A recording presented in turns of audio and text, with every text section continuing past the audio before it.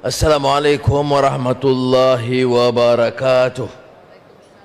Dan salam sejahtera, konnichiwa. And do not underestimate the importance of Johor, Singapore, SEZ. ASEAN happens to be one of the most peaceful regions in the world. Vibrant and dynamic economically. And the bilateral relations, multilateral relations, and regional cohesiveness is rather unprecedented. I was at the ISIS forum this morning. Of course, people say, oh, thank you, Prime Minister Anwar, for the success. I said, even engagement with Myanmar leaders, both the military junta Prime Minister and the National Unity Government Prime Minister. I say credit goes to the ASEAN leaders. They gave me the mandate. They gave me the support. And our relations is excellent. Look at this region, this SEZ. It would not have happened if the two governments, the two systems do not share the common interest of uplifting both these countries. This is not an ordinary SEZ. You name me any economic zone that involves two countries based on total trust and working together as a team, formidable team to uplift both societies and countries. And therefore I give credit not only to Malaysian leaders and Johor, but also Singapore friends who have been articulating and supporting this issue.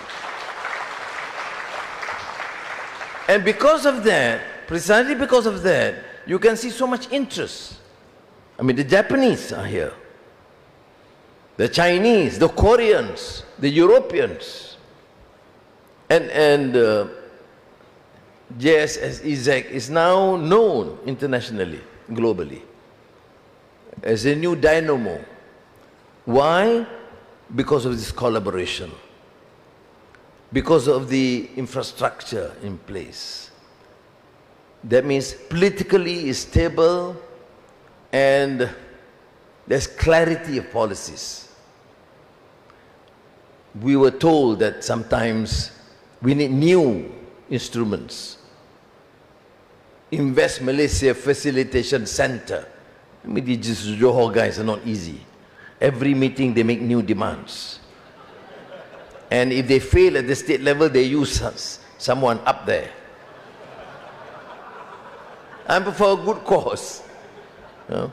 So, this facilitation center clearly becomes a major focal point to accelerate the process of approvals, which is unprecedented again.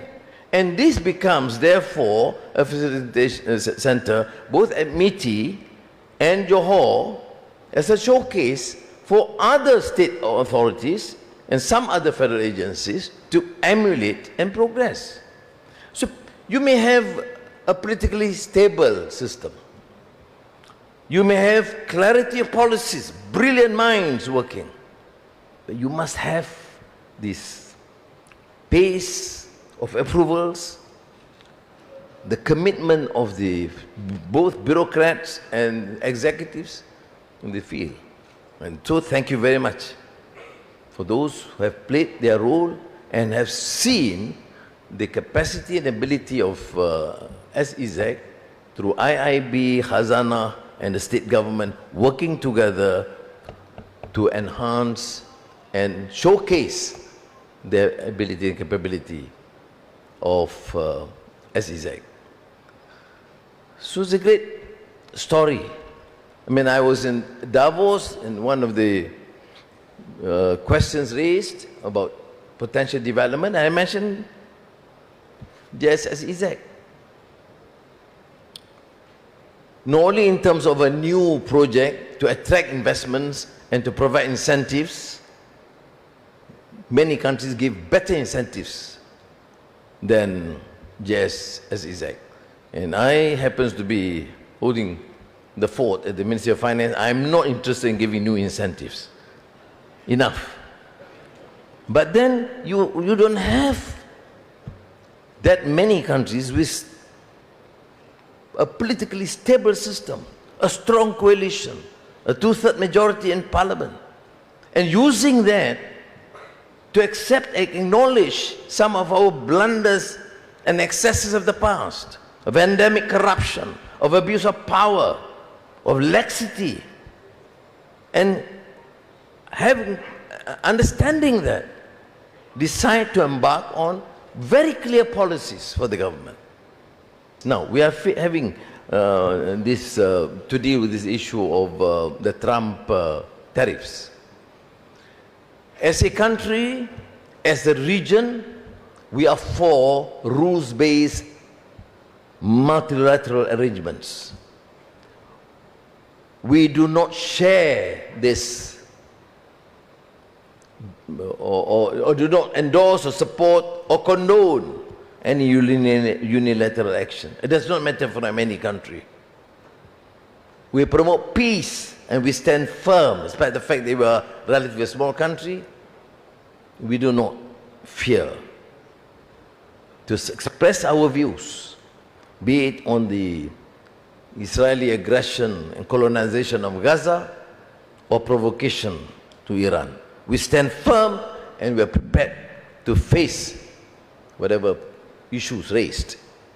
But at the same time, we observe the principle of, or adopt the principle and policy of centrality. Nobody can dictate that we should be too friendly to Japan or China or United States. We are a trading country, we're an open trading country. And the policy must be to protect the interests of this nation and our people. The United States is still cumulatively and present the greatest investor, trading partner with Malaysia. You have E&E here, semiconductor. You know that 60% of our export is to the United States, which means our relations with the United States, notwithstanding our differences on many of the foreign policy issues or this unilateral decision on tariffs, our relationship with the United States must remain strong, which means we must continue the engagement.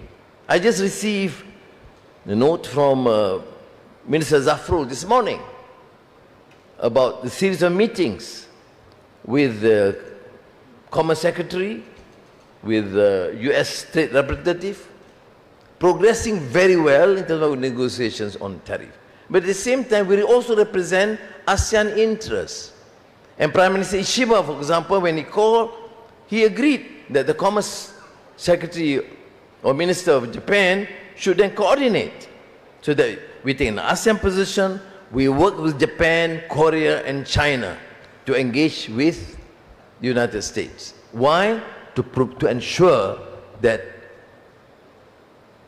trading, investments remain paramount and must be based on a multilateral arrangements.